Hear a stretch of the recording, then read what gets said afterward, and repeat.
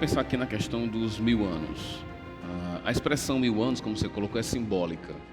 Mas a pergunta aqui dentro do texto, a visão 1000 anos é parte da visão ou é uma explicação da visão? Ele está vendo 1000 anos ou ele está explicando a visão? Qual é? Eu creio que João está vendo, sim, o que é descrito aqui no capítulo 20, pois ele começa o capítulo dizendo, então vi, e ele passa a descrever. E eu creio que o que João está descrevendo aqui é uma situação presente. Os 1000 anos eu entendo como algo simbólico, mas denotando uma grande quantidade de tempo. Veja, quando Deus fala que abençoarei 1000 anos daqueles que me obedecem, Deus não está dizendo que a 11ª geração vai ser amaldiçoada ou que seja impossível que ela seja convertida. É uma linguagem simbólica para denotar um tempo muito grande.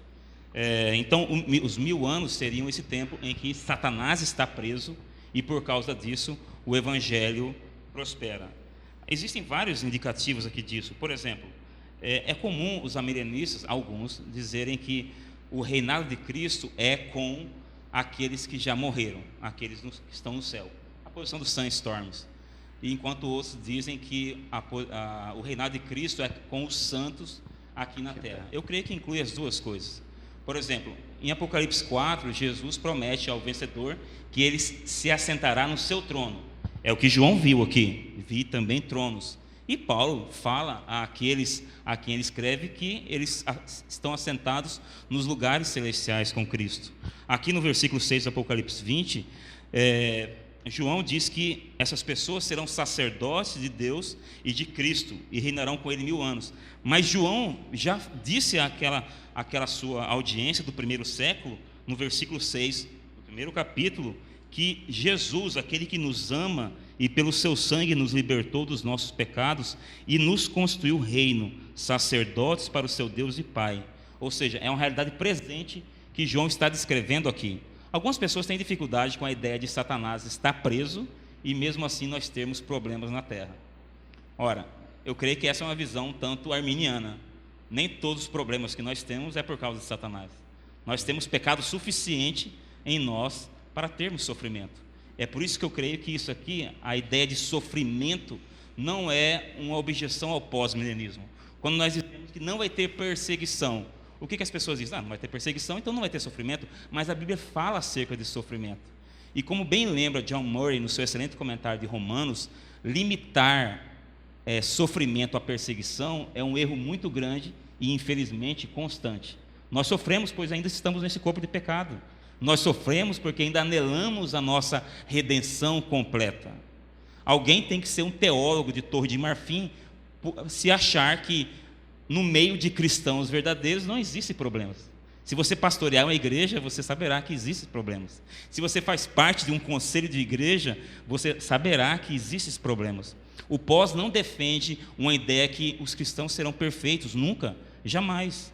Aquilo que hoje existe em minoria, existirá em maioria. E existe pecado hoje e existirá no futuro. Então, a minha crítica aos amilenistas é que como é que Satanás está preso, ele está debilitado, ele está como o Vasco, o Palmeiras, não sei, e mesmo assim o Evangelho não avança. Por que o Evangelho não avança e não tende a prosperar se o Satanás está debilitado? Se ele está como um elevador que não funciona?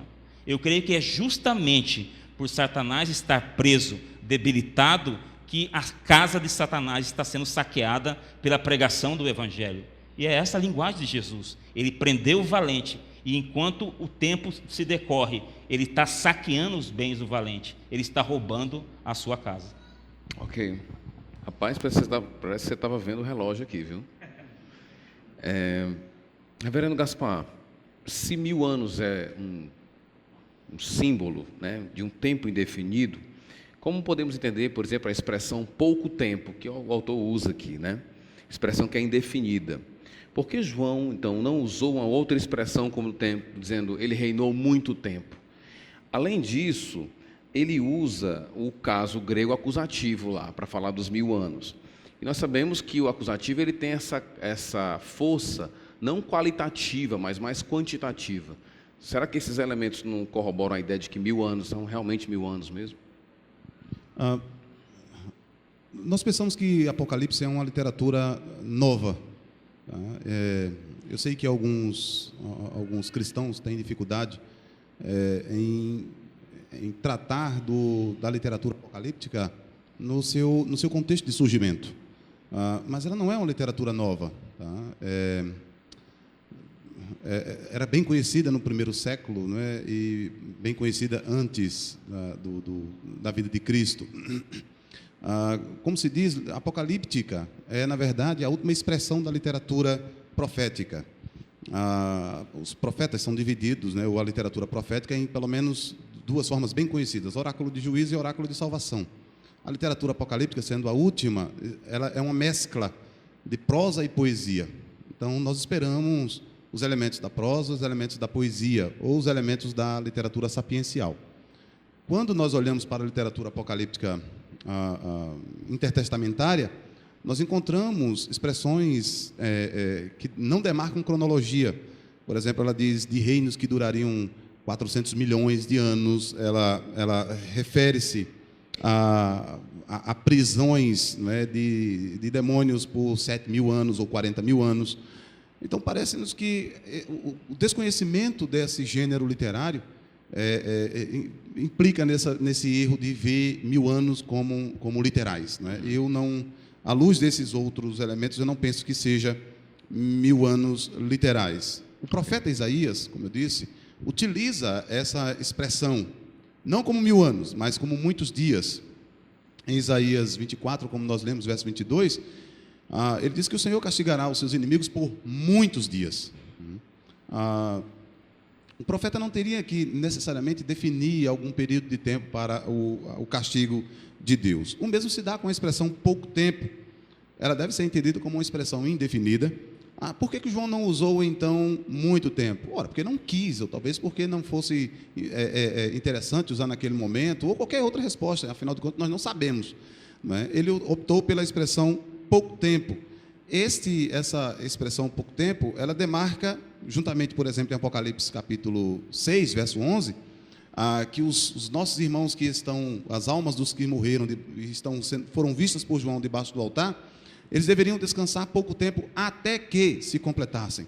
Então, na verdade, quando nós vemos essa expressão no livro de Apocalipse, nós não deveríamos pensar pouco tempo referindo-se à nossa cronologia. Tá? É mais uma forma de João fazer esse comparativo. 1.000 anos, na verdade, para o Senhor é como um dia. Um dia para o Senhor como 1.000 anos. Pouco tempo pode ser, de fato, um longo período, né? Depende de quem está escrevendo ou de quem está se referindo. Por exemplo, Apocalipse 12 diz respeito que o diabo sabe que lhe resta pouco tempo. A mesma expressão de João, capítulo 12. Eu não estou certo, então, se João usa outra expressão, muito tempo, mas certamente a primeira indica uma brevidade quando comparada com o tempo entre a primeira e a vinda do Senhor Jesus Cristo. Okay. Em relação à primeira e à segunda vinda, pouco tempo, sim, o diabo tem. Agora, acerca do duplo acusativo, o duplo acusativo é um verbo que, digamos assim, regeria, não é, dois acusativos. Há uma estrutura semântica, eu vou correr por causa do tempo, eu tenho pouco tempo literalmente aqui. Há uma estrutura semântica que parece ser desprezada na composição do duplo acusativo. Normalmente a ordem, nós temos objeto complemento, indicaria qualitativo indefinido.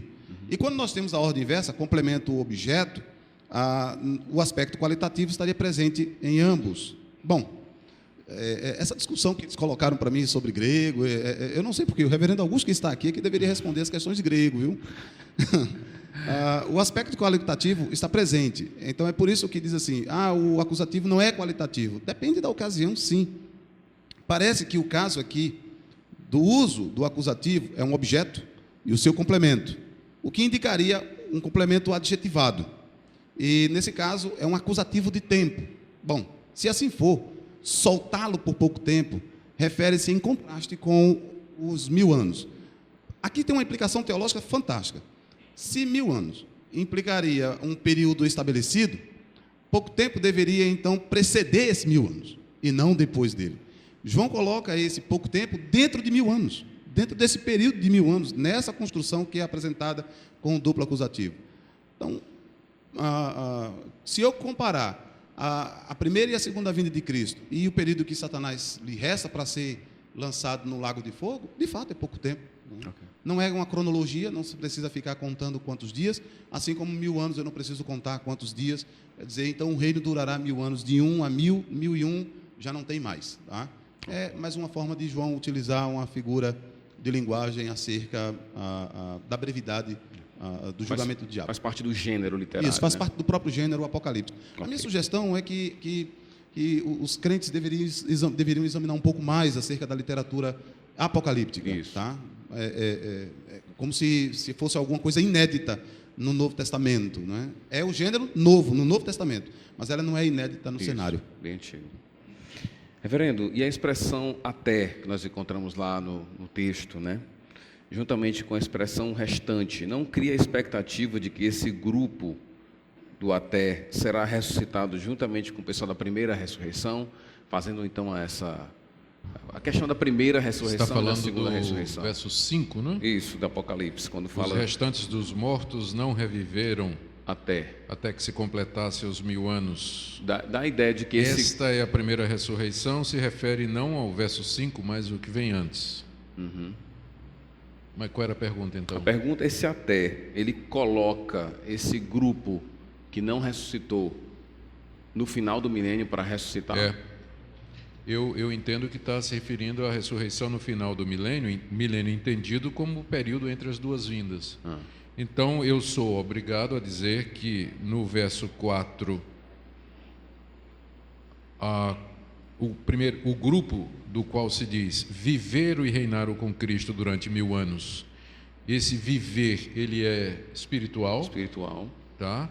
E sou obrigado a dizer que no verso 5, os demais, os restantes, não reviveram até que se completasse os 1000 anos. Esse reviver aqui é físico. Esse é reconhecidamente uma das maiores dificuldades com a posição amilenista, não é? E tem 3 caminhos para resolver isso aí. O primeiro deles tem 2 caminhos para resolver. O primeiro é entender que os dois casos são espirituais. Tem amilenistas que defendem que esse verso 5 aqui, o restante dos mortos não reviveram até que se completasse os 1000 anos, que não está se referindo à ressurreição física, mas ambos são ressurreição, está se referindo a espiritual, portanto, o novo nascimento. Eu acho complicado isso aqui. Eu prefiro para mim, a menos complicada do ponto de vista milenista, é você admitir que João está usando as palavras com 2 sentidos diferentes. Ou seja, a primeira vez ele usa exesan, no sentido de conversão e nova vida em Cristo, estava morto e ficou vivo, e no segundo, o mesmo verbo aparece, ele está usando agora já com outro sentido.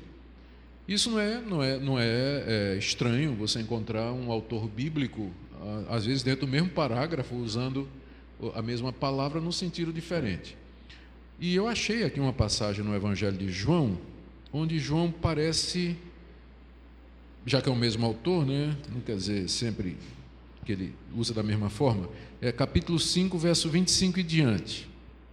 Ele diz assim: em verdade vos digo que vem a hora, e já chegou, em que os mortos ouvirão a voz do Filho de Deus, e os que a ouvirem viverão.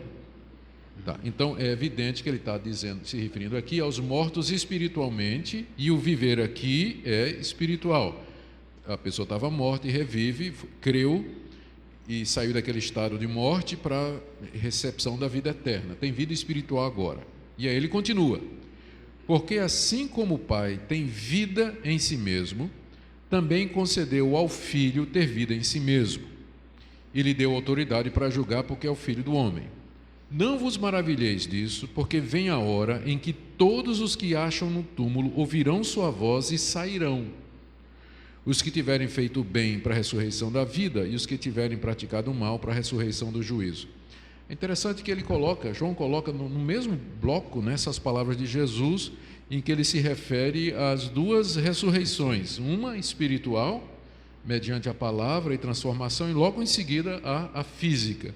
É bem verdade que ele não usa aqui viver para a ressurreição física, mas é usado em todo o Evangelho de João e nos Evangelhos em geral para se referir à ressurreição. Mas é interessante que no contexto da ressurreição ele usa viver para se referir à conversão. Então, se isso aqui estabelece um precedente, então nós não teremos tanta dificuldade em admitir que ele é capaz de usar a mesma palavra para se referir a dois conceitos diferentes. Eu volto a falar daquilo que eu disse, não é? É um engano a gente pensar que toda vez que uma palavra acontece no Novo Testamento, ela tem o mesmo sentido das ocorrências anteriores. Pode ser que tenha, pode ser que não. O que vai determinar, de fato, é o contexto. Ok. Eu vou fazer o seguinte, eu vou para a última pergunta e depois vocês vão perguntar um ao outro, tá? Para a gente não estender muito.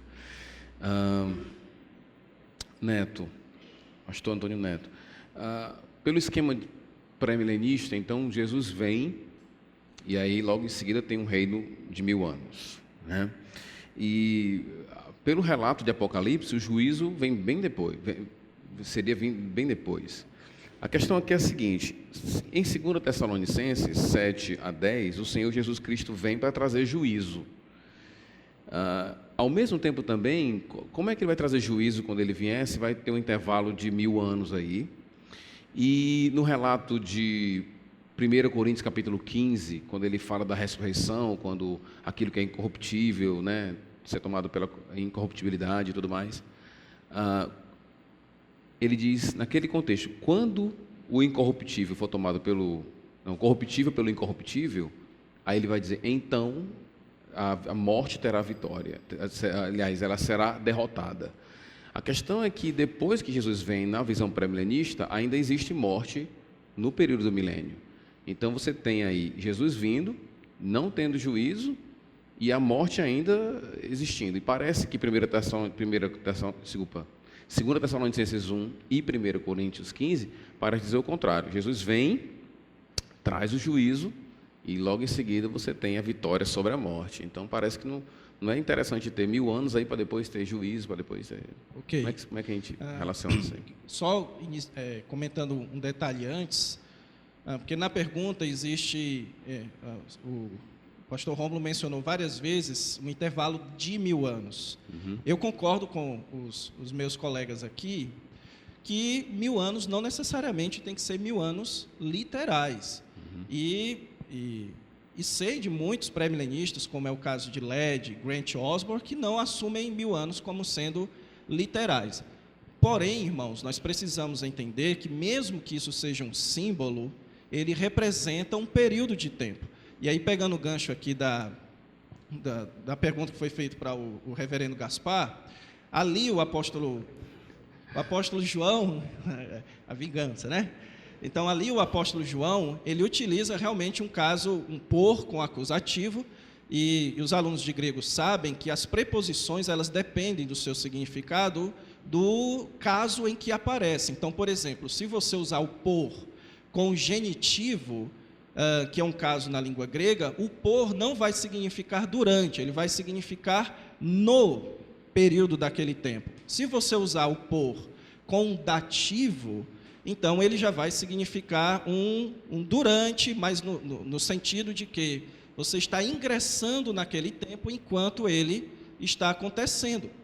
João utilizou um acusativo para descrever, e o acusativo é um acusativo de tempo, ou seja, que os mortos ressuscitam, eles vivem e reinam com Cristo por aquele período. O que coloca, eu acho que essa é uma dificuldade da posição que eu tenho com a posição amilenista e pós-milenista, é porque, por exemplo, se você assumir que o viver e reinar é a ressurreição, ou é ir para o céu, ou é você se converter, então você não vai reinar por 1000 anos. João teria que ter utilizado ali um dativo, ou seja, um por com um dativo. Ele deveria ter colocado 1000 anos com dativo para dizer que você vai reinar durante o período dos 1000 anos, mas ele usa um acusativo. Então, é um período definido de tempo e que todos nós que somos crentes reinaremos com Cristo por aquele período de tempo. Então, uma pergunta que eu faria para os meus colegas é se eles reinarão por 1000, ou se eles reinam por 1000 anos. Mas então, respondendo à pergunta do pastor Rômulo aqui, a cronologia do dispensacionalismo é aquilo que mais assusta as pessoas. Vocês já devem ter visto aqueles megas quadros, assim, com várias dispensações e tudo. Irmãos, isso daí já foi, realmente se tornou uma marca do dispensacionalismo, essa cronologia, essa sequência diversa. Mas, basicamente, o que, segundo Tessalonicenses e Mateus 24 e 25 mostram, é que quando o Senhor Jesus Cristo vier depois da tribulação, Ele vai exercer juízo sobre aqueles que estavam perseguindo os seus eleitos durante esse período. Então, claramente, Jesus inclusive usa a ilustração da Arca de Noé, onde algumas pessoas são guardadas e as outras recebem o juízo de Deus. Então, o juízo que haverá depois do milênio não é sobre pessoas, claramente, lá que estarão vivas na grande tribulação. É dito lá que os mortos entregarão, aliás, o mar entregará seus mortos, falando de uma ressurreição, que nem, segundo Tessalonicenses, nem Mateus, falam que haverá uma ressurreição para que Jesus julgue os inimigos dos eleitos.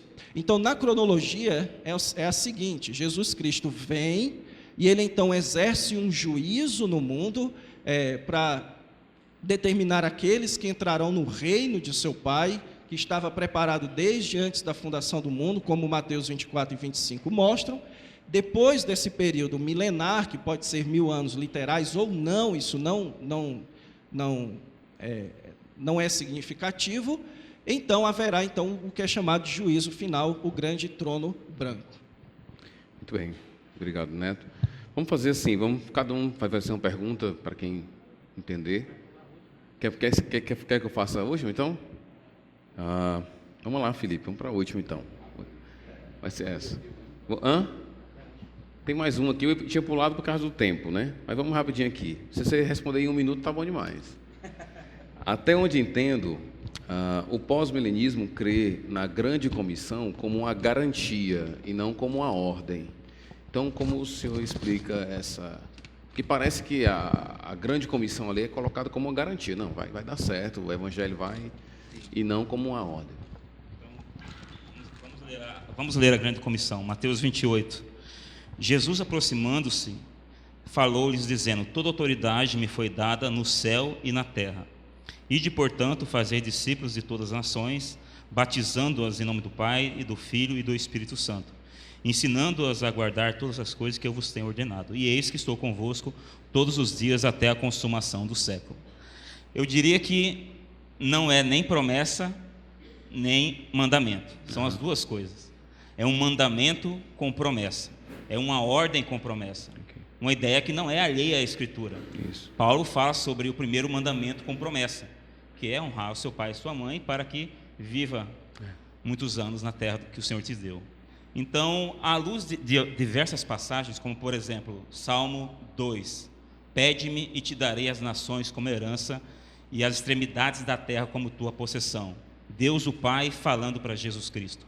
É esse Deus o Filho, Jesus Cristo, que recebeu essa promessa, pede-me e te darei as nações. É Ele que manda nós irmos às nações.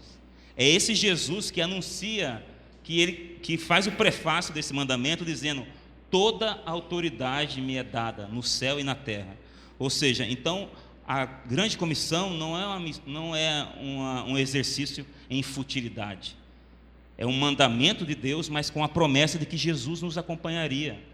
Eu creio que a passagem da grande comissão seria um grande problema para um cessacionista, porque ele diz que os sinais não mais acompanhariam, e que Jesus está presente. O que esse Jesus que nos acompanha está fazendo? Eu creio que ele está cumprindo. Eu gosto de brincar que eu não tenho nada contra o Tom Cruise, mas eu não sou adepto da teologia de Tom Cruise, de missão impossível. A grande comissão é uma grande comissão, não é uma missão impossível. E ela não é impossível, pois aquele que nos ordena, Ele é o Senhor de todas as nações, Ele tem todo o poder e autoridade. Ok.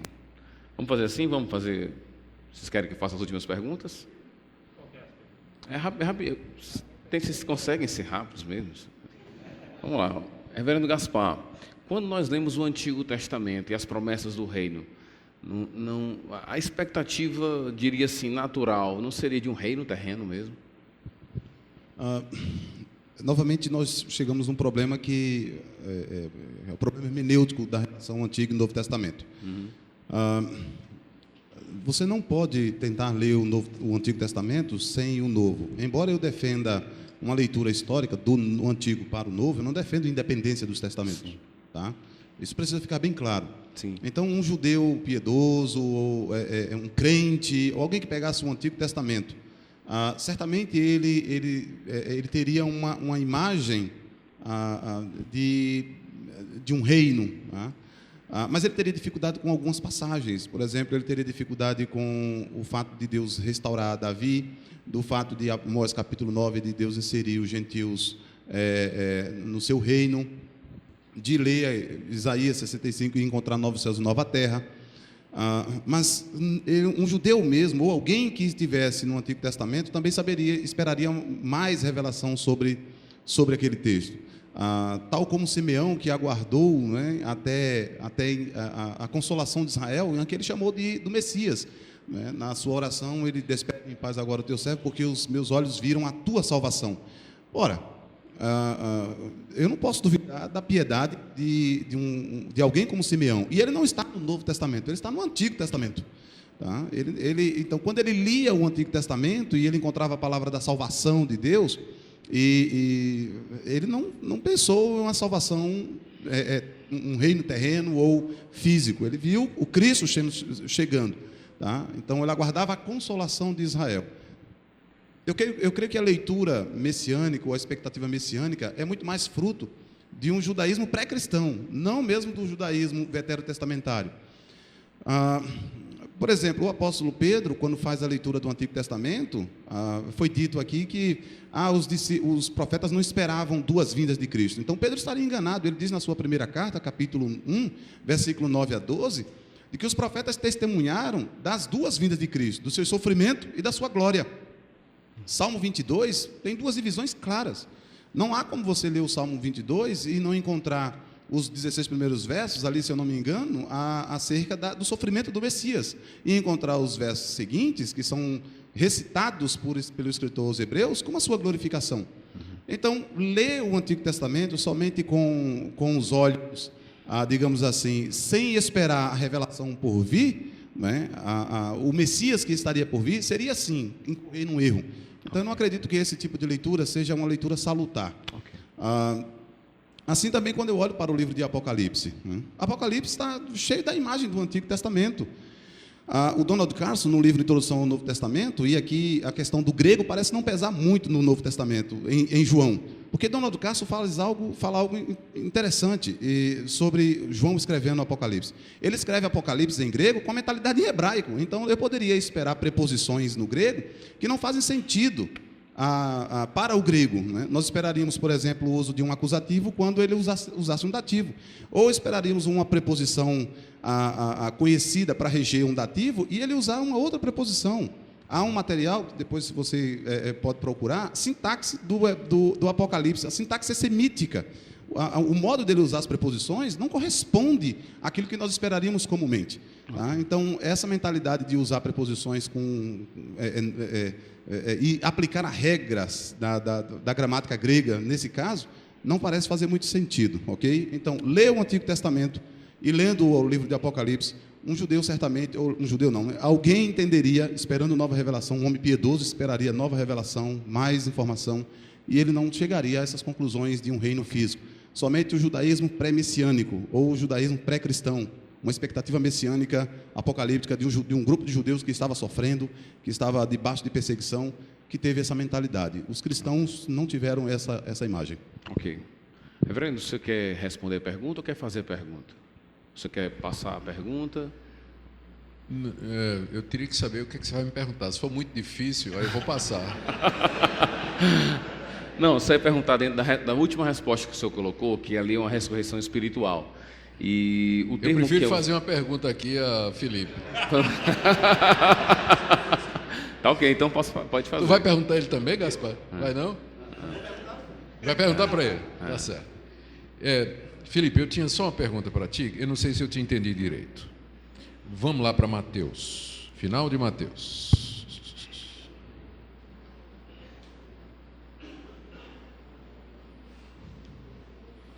Acho que é Mateus, deixa eu botar os óculos, viu? 24.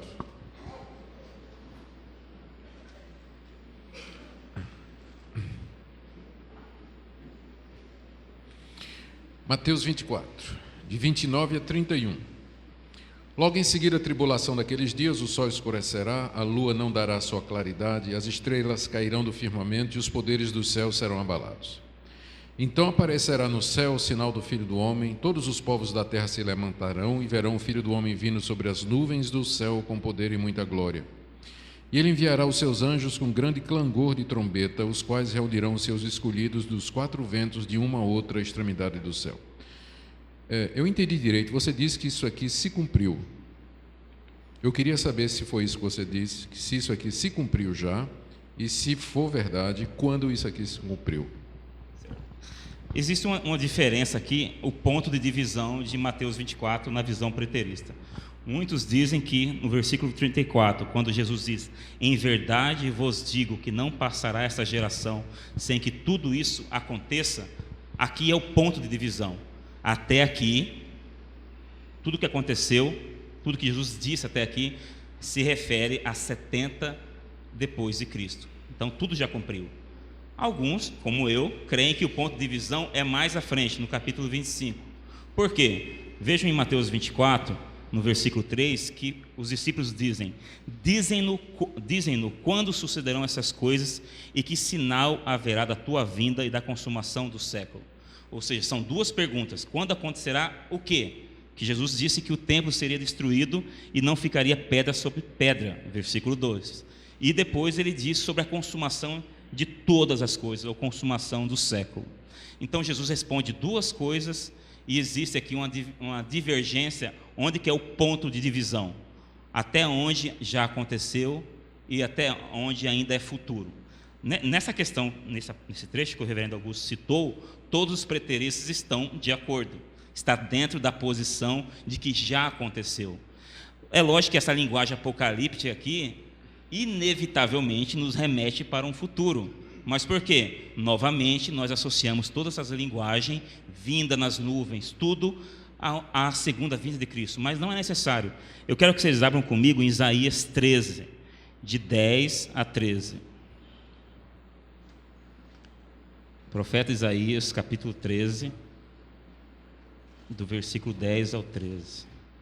Uma linguagem apocalíptica, uma profecia contra a Babilônia. No versículo 1, o profeta nos diz: sentença que numa visão recebeu Isaías, filho de Amós, contra a Babilônia. No versículo 10 em diante ele diz: porque as estrelas e constelações dos céus não darão a sua luz, o sol logo ao nascer se escurecerá, e a lua não fará resplandecer a sua luz.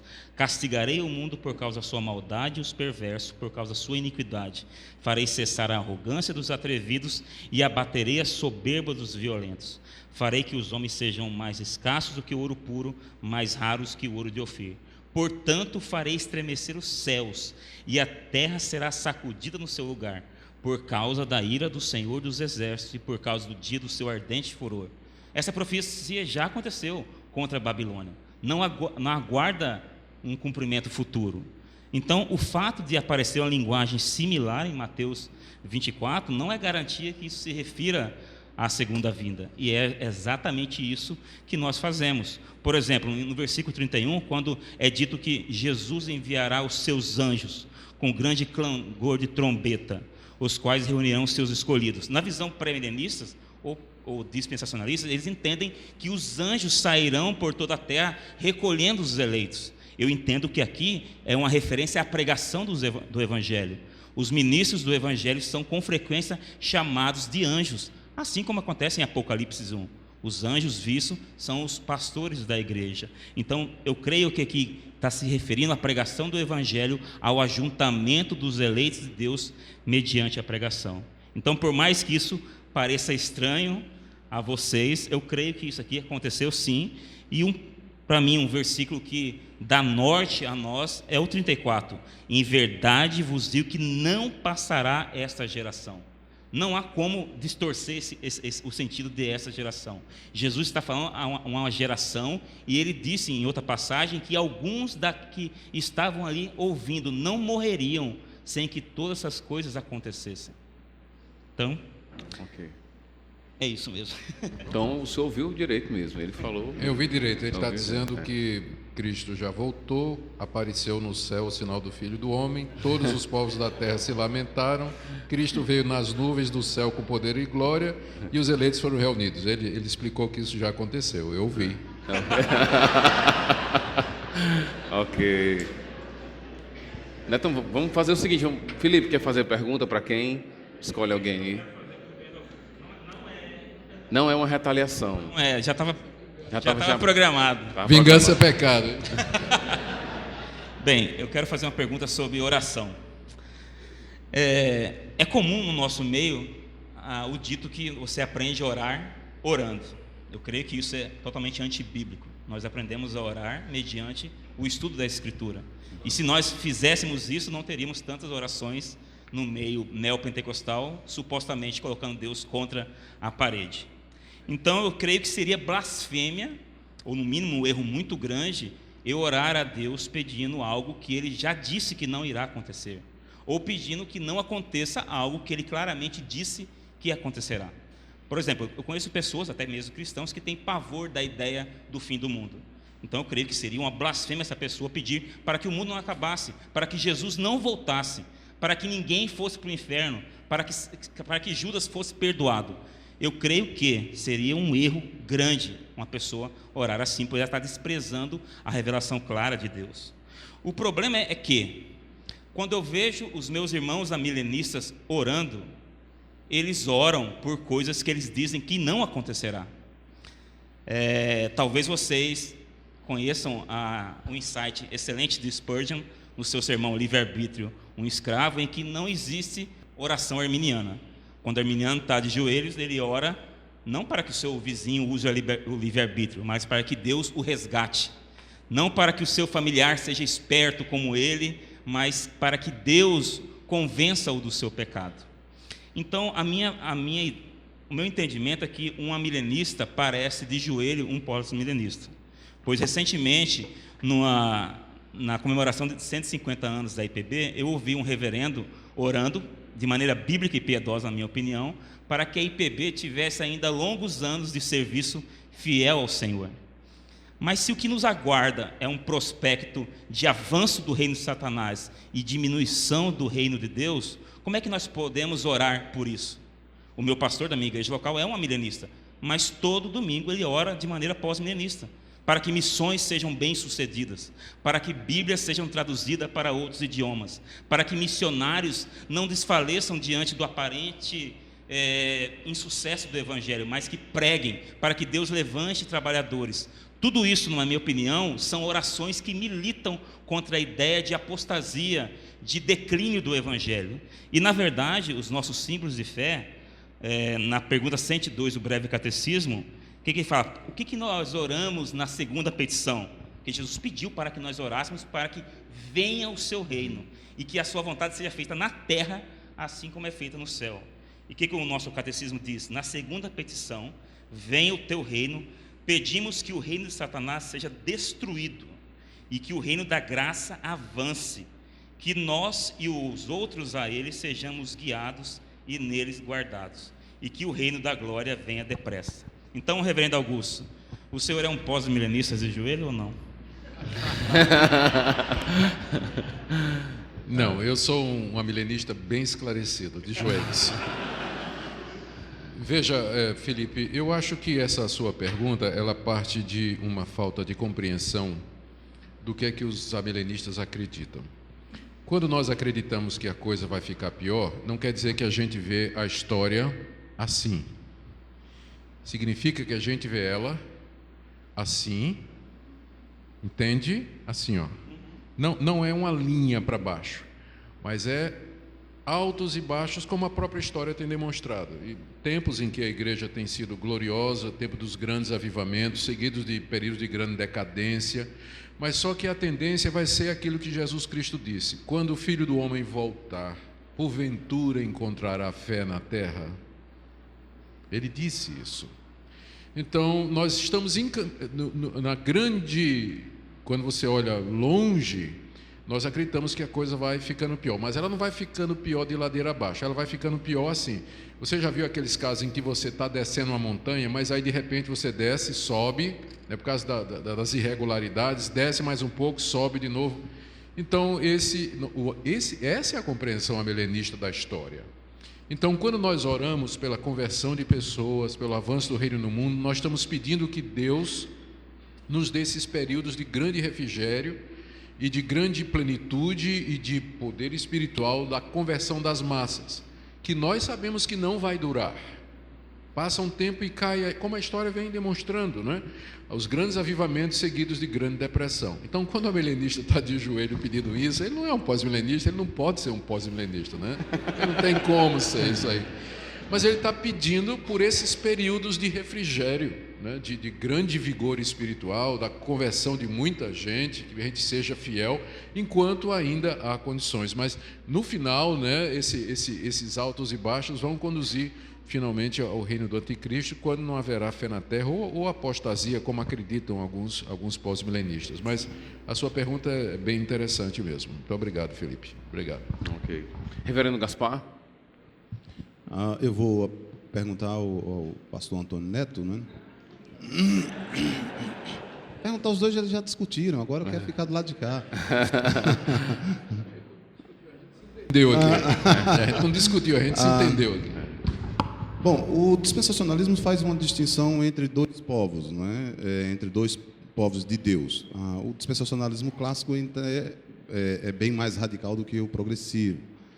A minha pergunta diz respeito a algumas passagens neotestamentárias, né, em relação ao Antigo Testamento. Por exemplo, o apóstolo Paulo diz em Romanos 15, versículo 4, tudo quanto dantes foi escrito, para o nosso ensino foi escrito. Ele está falando do Antigo Testamento.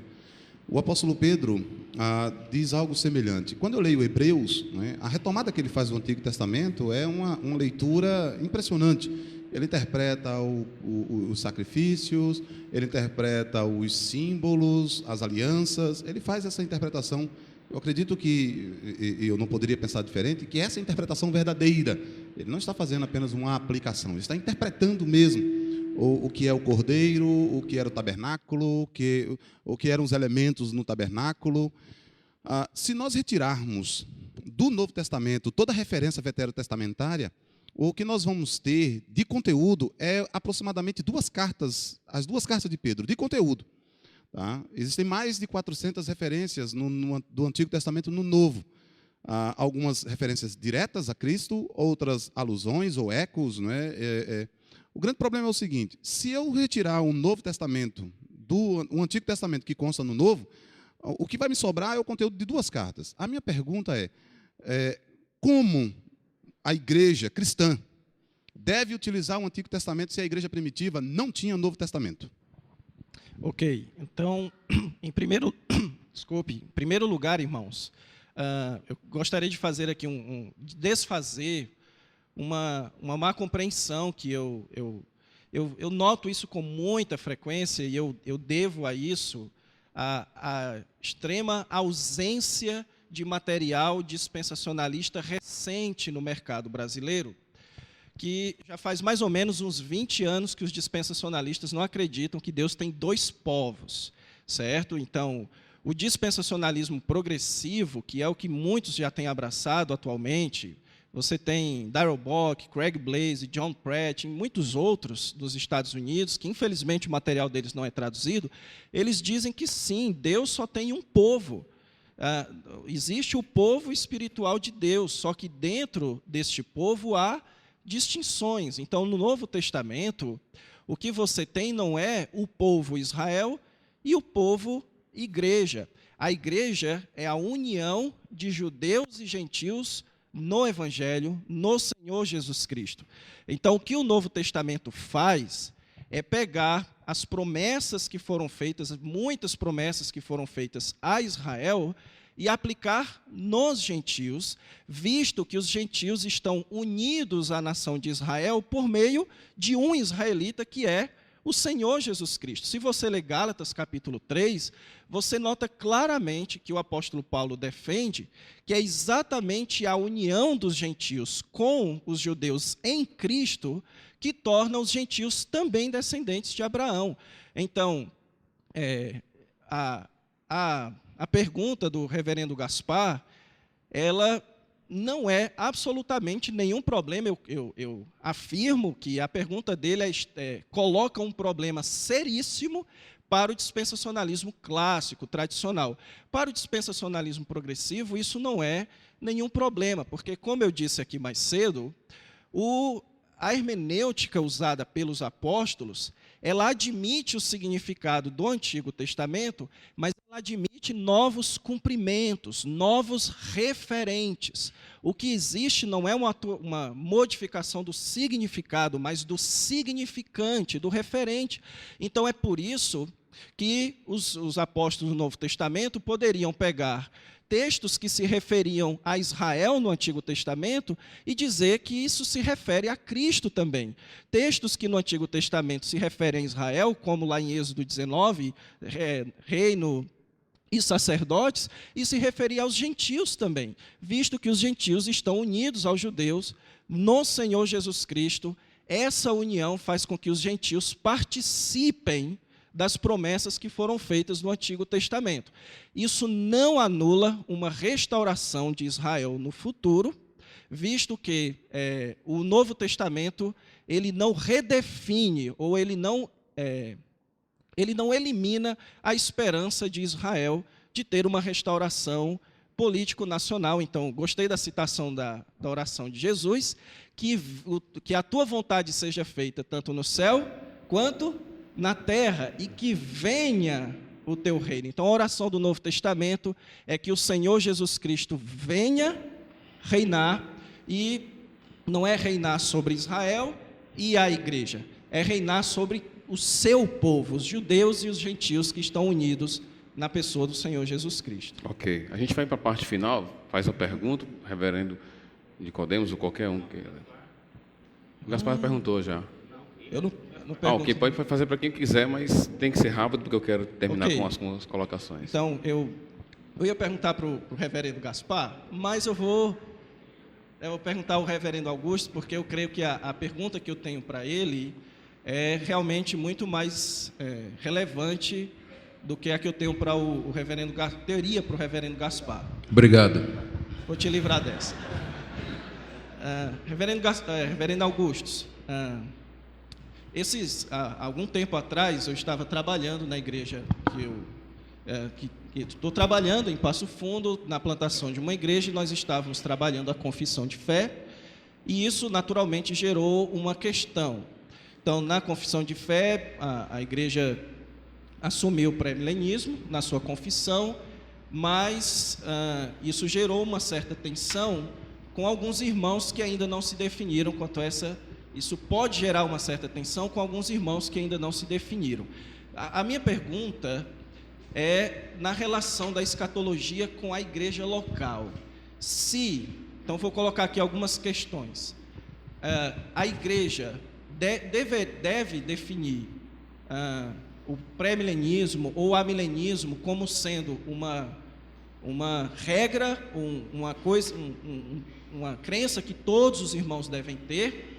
Outra questão também, entre pastores na mesma igreja, será que daria para ter um pré-milenista e um amilenista? E na relação entre igrejas, certo?